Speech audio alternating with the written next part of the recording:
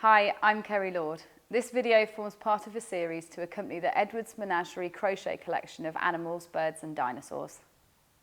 In this video, I'd like to talk a little bit more about wrong side and right side and working small 6-stitch rounds.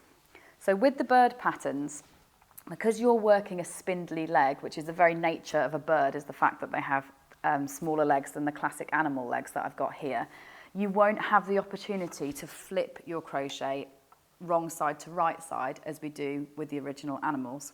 So here I've got the classic standard Edwards Menagerie leg. This is right side out and this is wrong side out.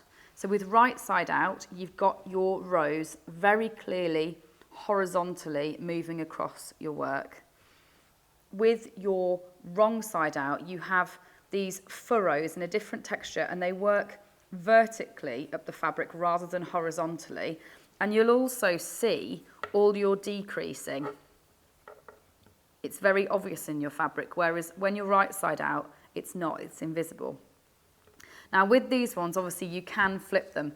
With birds, what I want to emphasize is once you've got 6 stitches and you've actually got, say, 3 toes at 6 stitches each coming out the end of that leg, there is not any way, well, I would salute somebody that managed to flip it inside out. I have tried. So what you need to do is make sure that from this very beginning point, when you've got your 6 stitches, that you are working right side out.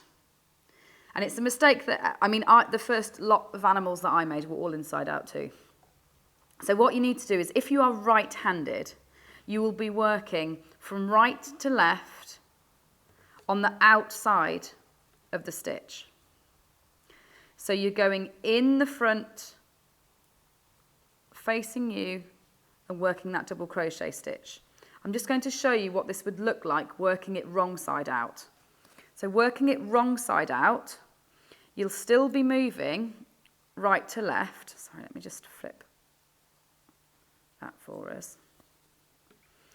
But you will be going into the inside of your circle, which, as you can see, is what becomes very hard, is you can't really see, you're less likely to be accurate because you can't really see where you're going, and you're going into the middle of that circle. So if you've started and you've done, say, your first 2 rounds like this, and you're conscious of the fact that you are moving inside the circle as such to work that stitch, just stop.